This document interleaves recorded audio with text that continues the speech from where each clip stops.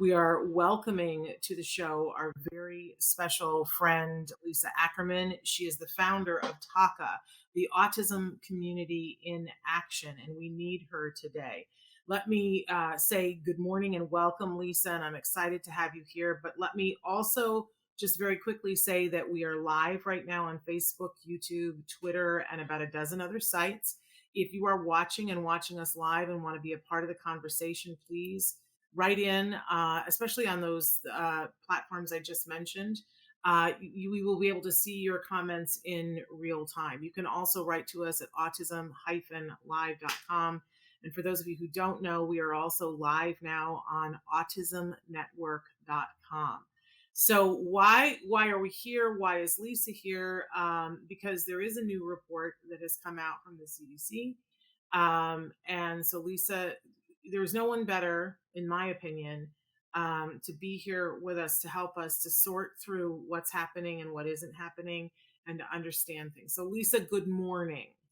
Good morning, and thanks for being a great resource. And my goodness, I wish I paid more attention in math and statistics back in high school and college. But I'm going to do my best to give my take monitoring these 10 surveys for the last 20 years. Okay. Well, but there is a new report, and perhaps we should start there. And I think the question that is on all of our lips the last few days is, what exactly does the new report say? Well, let's clear it up, because we wouldn't know in the news what's being said. And really, this is a great opportunity to share a take, because I've been studying this information since inception and since my son was diagnosed in 1999. And I have my notes, so excuse me why I refer to them, so I want to get it right. Autism and Developmental Disabilities Monitoring Network, so ADDM for short, was called into action by the CDC in 2000, where it looked to be experiencing what they thought was a rapid increase in autism. And that was in the 90s. So they calculated their first report in the 1970s and the 1980s. They believed autism was 1 to 2 in every 10,000. In their first report, they found a dramatic increase. This report is no different. The 2021 data and shared collected is now demonstrating 1 in 44 U.S. children have autism. I think it took everybody's breath away when it came out the other day. It feels like, though, as we filtered through, there's a lot to be unpacked. And I don't know where to start. So because I always say, let's ask brighter minds. And guess what? I know for sure that you're a brighter mind than I am. So can you start to unpack this for us? What are the key findings? Obviously, I feel like, it's almost like we have to have a moment of silence for that 1 in 44, right? But can we dig deeper? What are the key findings here? Yeah, and really, I'll just break it down. And I'm still going through it. Me and my team are still going through it. The CDC has a great website with some additional information, but there's nuances to this report that I really think are important. 1, in the 10 surveys, 8 have had an increase. This increase, this report from the last one, is 23% higher. And we've got a graph, right? Lisa, correct. Is it time to show the graph? Yeah. And it's roughly a 241% increase since they started looking at the data. What is astounding, and it's not just because I'm from California, but in California, 4-year-olds is 1 in 24, 8-year-olds in the survey is 1 in 26. Overall, 2.3% of 8-year-old children are diagnosed with autism. California is the highest prevalence in the 11 surveyed sites, surpassing the previous leading state, New Jersey. And overall, the prevalence rates are similar across race and ethnicity, with the following exceptions. American Indians and Alaskan Native children have a higher rate of autism prevalence over white children. And in the multi-survey sites, Hispanic children have a lower ASD prevalence over rates over whites and Black children. But there are consistent findings. Boys are still 4 times more common diagnosed with autism than girls. And that chart is just astounding. So those are some of the key things, and we're unpacking a lot more data. To be honest, we have a family event. We've been doing a lot of things since this report, but our goal is to get this message out and unpack more additional highlights. So thank you. And I thank you. And it's almost like it's so much to take in, right? Mm-hmm. That for me, it's like there's the emotional response and then there's the intellectual response and everything in between, right? And it gets complicated. I feel like part of the thing that's hard about this is that when we're looking at these numbers, we need to have an understanding of what the data is that's collected, what time periods, how is this information shared. So talk to us a little bit about all of that. Great. I have a chart that I'd like to share that makes this process of understanding complex data easier. And the chart is with regards to the Autism Prevalence, and it's looking, from 2000 to 2018, which is the survey year. So let's look at the first column on the left. That's the birth year for each survey. The survey year is when they started the survey, and the year reported was when the data came out. So I really want to take a pause for a moment. So they looked at 2010 birth year data, and the survey year was 2018, and it took 3 years to report it, the 1 in 44 living with autism. So there are many kids that are currently not counted. If you think about it, a lot of kids born after 2010 that are in this number. But it's a survey, and the survey only looks at 11 states at 8-year-olds and a separate methodology for 4-year-olds. The low in the survey was 1 in 60 in Missouri, and the high in the survey was 1 in 26. And this chart just gives us a better way of looking at the overall findings. Does that make sense? Well, I think it takes a minute. The first time that you explained this on the show, and I looked at it and I could see where my son came in, because look at the birth year, you guys. I think it's important to make it personal. What year did the person that you love on the spectrum, what year were they born? Are they on this chart? Are they represented on this chart? And then look at the year in which they surveyed those individuals, and then the year that it's reported. And I think then it becomes personal. Because I remember the first time that I really started to understand and that there was this chart. My son was 4 years old, and I saw that the number was going up, and I saw that he wasn't included on it. And it was like, oh, they're not even counting him yet. And you begin to understand that even now, I think I understand this because I've talked to you before, but knowing that this year, the reports that we're looking at are from the year 2018 still takes my breath away, Lisa. Yeah, and I'm not going to beat on the good, fine people that do this survey work, because it's pretty rigorous what they do. There's other things that I would like to see, and I would like priority and more financial support in every aspect of the world of autism. So I don't want to beat on the people, but I want us to have I don't want to beat on them either. Yeah. I think it takes how long it takes, but I think the reality that that we're like, 1 in 44 or 1 in 26. But the reality is, if your kid isn't even being counted yet, that in a couple of years, this number might be even worse. Yeah. Well, is what I think we all think. It's definitely on that trend. And we know based on the current annual cost of autism is $223 billion per year.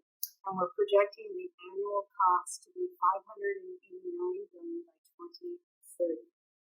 So, and really, my goal in coming on today, one, it's sobering. It's an important report. We should go with facts, and I'm hoping families, friends, and our community can have a better understanding of those facts. So we stay based in facts. Absolutely. And thank you for reminding us to do that. And I think that this graphic that you've supplied us with, it's really because for those of us who love someone on the spectrum, this isn't the big thing for us, right? But sometimes when you're talking to family members who are saying, why is this such a big deal? Why should this matter to everyone? This is a great leveler. I don't think that people stop and consider that this has an impact on if you're childless and you work in a field that has nothing to do with education or anything else, this still has an impact on you, and it's a big one, a big one. And we know that money talks, right? So thank you for sharing this. It's an important statistic. I want to talk with you a little bit, Lisa, about how this report is being covered in the media, and some of the things that media are saying, and what I want to get the facts, but also your opinion about what's happening, and what would you like to say? We're hearing a lot of, oh, well, it's just better awareness, and other things as well. Saying, oh, well, it's because there's more services available. I don't understand that. Are they saying that cancer is more prevalent because they built more hospitals? I don't even understand that rationale, Lisa. Help me to understand the data and what the media should be saying. It breaks my heart to use those two as excuses. So let me just break it down. So we serve over 75,000 families. We offer thousands of incidents of support. The most common issue families are facing today are access to services and treatments and therapies. And thanks to the pandemic, there's a staffing shortage across the United States. And currently, McDonald's is having trouble hiring. And McDonald's is paying people more than our therapy and service providers. They should be paid in gold 20 times what they're paid. But people can get more money working at McDonald's than working with a complex case of a child with autism to help define what their needs are and provide that level of support. So to say there's a wider availability of service is a complete, unsubstantiated. It's like saying, water isn't wet, and we should just not talk about wet water anymore because it's not wet. To me, it's a complete opposite finding to what families are experiencing. And further, the awareness. Let's talk about awareness. It's really hard to miss a child with autism on the playground or at the school, the grocery store. And to say awareness is an example of the increase is an insult to the experts diagnosing autism for decades. And it's an insult to our school district employees that help point out issues when we see them. I really wish when a big study takes 3 years to report the prevalence and come out with data, and it takes so much time and effort to share that information, rather than sharing the feeling, we should back it up with facts. So I want the people saying it's a wider availability of service or better awareness of autism, please back it up with the study and support that and substantiate that information. So I just want to hit one other thing that I think is really important. Where were all these kids before? Were we just ignoring them before? Because that's even worse, okay? So, but I also want to just counteract a few things. Show me where the 1 in 44 30-year-olds are, or the 1 in 44 40-year-olds, or the 1 in 44 50-year-olds, or the 1 in 44 60-year-olds, because they don't exist. We're not seeing the same rate of disability. Now, granted, I would say 95% of the families we serve, and I don't have a study on it, so this is an estimate and an editorial, have a significant disability and require therapeutics and treatments. About 5% of who we serve, are walking amongst us, have jobs, and are just an inspiration, like Temple Brandon and my son. But most of the people living with autism that we are aware of have significant needs, a significant disability, and we should no longer share excuses.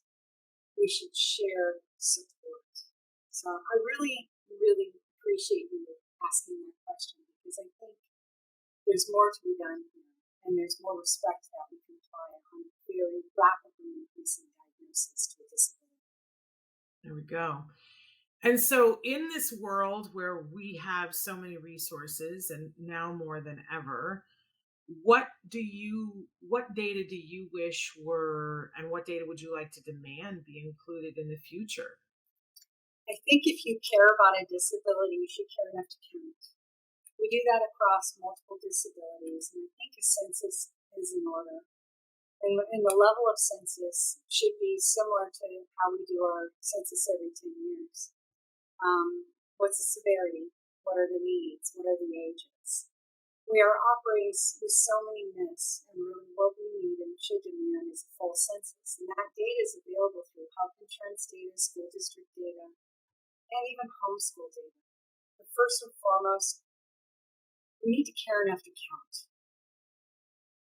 So that's what I dream. I would like a census, please, if I could. And so you're calling for everyone to be counted instead of, right, because as you explained in the beginning, and as I try to understand, right now they're only looking at, is it 11 hot spots, and counting those 11 and saying we think that this applies to everybody. But I noticed that one of the things that this is the first time, the first time in all of these years that they've counted California. And what did we find? That in California, it was the highest of all. What if there's a space that they're not looking where it's even higher? Have we even thought of that? Yeah. And, and again, I try to go with facts. I have a lot of feelings, and they involve 4-letter words, and I'm going to keep it clean today. And I'm not going to cry. And I'm not on our account, I hope. Right. I'm just going to kind of keep it together because there's more questions than answers. And the Mind Institute did a great study in 2009 that showed the state of California wasn't doing a better job counting. And it wasn't because of migration. It was simply because there were more children. I would love to see a follow-up study from the Mind Institute going, now over 10 years later. Are those findings the same? So that study was done in 2009 in the curriculum I referred to it. And we can make excuses, but I think we need to start making answers. There you go. And of course, that leads me to my next thing, that a lot of times when we talk about these kinds of things, I think, like a lot of people, I start to feel overwhelmed, like it's more than I know what to do with. And I know in my life, and I have friends that feel the same way, it feels like action, taking some sort of action, small or large, is what helps de-stress and make us feel like we're going in a direction. So help us here. What can parents, what can caregivers, what can the community do? What's our call to action, Lisa? Well, one, first and foremost, take care of their kids. Love your family, love your kids, and live for the beautiful things that are going to happen and the accomplishments that are going to take place with your family and your child. But to be aware of the facts, we're living with autism. We should know the rate where it comes from, and maybe rewatch this story on Autism Live, or go to the TACA About Autism page and make sure when you're quoting things accurate. But I would recommend we need to combat the widening of services, available services, and the better awareness. I think I would love if families could share their personal story when a news story is aired, and share their personal feelings. Like, it's hard for us to get services. It's hard for us to get the support and therapeutics that my child needs. It's not a better awareness. The gentleman or woman that diagnosed my son or my daughter has been diagnosing for decades, and they have a backlog. It's hard to get in for services. It's hard to get in for a diagnosis. My local hospital is almost a 2-year wait list thanks to the pandemic. Prior to that was 9 to 12 months. So I feel like families could do a great justice for getting their story out, letting their story be heard, and sharing what they're feeling. So if you hear your local news story, share its better awareness or better diagnostics. Write a letter to the editor. Share something. And there's been Dr. Walter Zaharati out of Rutgers University, who's my personal hero. He's been behind the CDC ADDM numbers since inception. If we can get him on the news and talking to, any U.S. news, Channel 7, Channel 9, you pick it. It would be great to feature the expert that's been counting these figures for decades. And he is an expert like no other, and definitely I bow down to him for his expertise. So I think whenever we see a mistruth, the best thing we can do is know what the truth is and do our best to share that truth and the facts behind the numbers. So if we could do that together as a community, we're doing better. Thank you. And please, if that doctor would like to come on here, there's always an open spot. I realize we are not Channel 7, but we always have an open spot here for him. Lisa, I would love it if you would take just a minute for anybody who is not familiar with what TACA is. I'm going to give you like 3 minutes here to do a full TACA commercial. Okay. If somebody is watching and they have never heard of what TACA is before. So we're families living with autism, helping families living with autism. For the folks that don't need our support and services and live with autism, God bless you. I'm glad you don't need our help and services, but for the families that do, navigating their autism journey, we do quite a few things. We provide meetings across the United States. We do them virtually and in person. We hold annual conferences that help provide the latest and greatest on therapies and medical treatments and science. We have a mentor program that's Match.com without the dating that connects you to a parent that can help you navigate your journey. We have events such as family events and outreach that we do.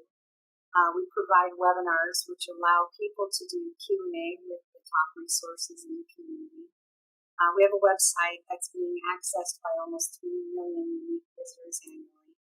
We have an autism journey guide we give out for free, roughly 200 pages. We have a scholarship program that helps meet the needs between what people can afford and what they need. And we provide empowerment and support. So for me, it's all about taking action. Our goal, we have one simple goal, that every individual with autism leads an independent and healthy life. That's all we want. Happy, healthy people. Which is an incredible thing. And it's very fitting that it is the holiday time and that you brought up the scholarships. And I always get emotional at this time of year. Whenever people, I see I'm already going to cry. Whenever people talk to me about what makes me feel like it is the holidays. Like what is if I was going to write the Hallmark movie from my life, right? And there's never a Hallmark movie without a conflict, okay? I know, because I'm a Hallmark fan. I watch and I'm not kidding, all of them. But the Christmas that will always be the Christmas that means the most to me was the Christmas after my son was diagnosed. And when I tell you guys that it's important to me to be here for all of you, because I know that sometimes it's hard. That Christmas, I had that moment. It was like this week, the beginning of December, and I sat down to look at how much money was in the checking account and how much money needed to go out the door for the month, and what were the extra things. And at that point, my son was on a probiotic that was pretty expensive, but it was helping him. And I sat there and I was like, well, where are my tissues? You're getting me. I sat there and I knew that there wasn't enough money to pay rent on the first of the year, to buy his medicine, have a special dinner for Christmas, because it costs more for Christmas dinner, and to pay for my son's medication and a toy. That was the other thing. I wanted to get him a toy. Everybody wants to get their child a toy, right? And I knew that there wasn't enough money to do all that rent had to be paid. And then I was like looking at the other things and saying, I don't have enough money to buy my child a toy, buy his medicine, and buy Christmas dinner. I might be able to do one of them. There's no way I'm going to be able to do two, and all three can't happen. And I felt like a failure, because how could I, as a mom, have concocted a life and brought a child into this world who had special needs and not have made sure that I had enough money to cover all that stuff? I'm just being honest here. I felt like it was the end of the world. I was on the phone with a friend crying. And I said, I don't know what to do. And she said, order the medicine. And I said, did you hear me? I don't know that we have enough money to do whatever. She said, order the medicine and it'll work out. And two things happened. As soon as I ordered the medicine, I got a thing in my email, like within 30 seconds, that was from TACA that said, do you need help this holiday season? And I am not one to ask for help, like many of you. It's just not in my nature, right? And I thought, like many of you write into me all the time, I felt like it was my responsibility and that if I couldn't take care of it, I was a failure. But I read the letter from TACA that was from you, Lisa, and you were saying, don't be afraid to ask for help. And I asked for help, and the most amazing thing happened. A TACA family, and you guys paid 1 month, 2 months of his medication, and the family adopted us. They not only gave my son a gift, but they insisted on giving gifts to my husband and I. We had not had gifts for 2 Christmases because, you let that go. That wasn't even on the list, right? And I begged them not to give us a gift, but it ended up being so meaningful, so meaningful. We just wept, and it truly felt like It's a Wonderful Life, where we were reminded of what was important. And I remember sitting there that Christmas and saying to my husband, we need to make sure that we pay this forward. Now, as soon as we could, we started doing a Sensitive Santa event that we're still doing, where we give away hundreds of toys every year. And it's because of the inspiration that you gave us, that there are people out there who need help and support. So, I can't thank you enough. Sometime I got to write that Hallmark movie. But it filled me with a sense of what I think the holidays, whichever holiday you celebrate, they're all about light. All of them have the same thing in common. They're all about light. And you brought a light into our world to show us that we weren't alone. I will always be indebted to you for that reason. Always, always, always. What you guys do at TACA is absolutely amazing. And I'm so proud to know you.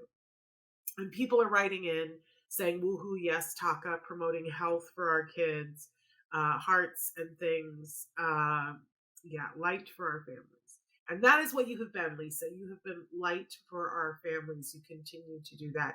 Even while you were taking care of your family. That's no small thing. Well, that's a very, you always kill me with that story, and I'm so glad we were there for you. And, we've shifted to putting a lot of resources and scholarships for medical care and taking care of medical necessities like your kids' medicine that you can afford. For families, I've always been about the underdog. I've always, when somebody was being bullied in school, I tried to help. TACA is now a great team of staff and volunteers and a fabulous board and ambassador group that really cares. And they're very driven to help meet the needs of families living with autism. And our life's work is to really, like I said earlier, get our kids to happy, healthy, independent adults. And the prognosis that we're given at diagnosis needs to change. When they say that your kid will never do these things and be placed in an institution, you should start looking when they're 4 years old is a heartbreak. We should invest in the future of these individuals that can lead a bright, healthy, independent life. And that's what I would like to see change. I'm going to continue to doing this work with TACA, continue to help the families that need us and the individuals that need us, so we can drive the best possible outcomes versus the worst case prognosis that's giving a lot of people a diagnosis. So if I can change one thing, I'd like to change about 20, but that's starting there. That a diagnosis is not game over, it's game on. And let's make sure we do the best we can do to help each individual meet their milestones and have quality.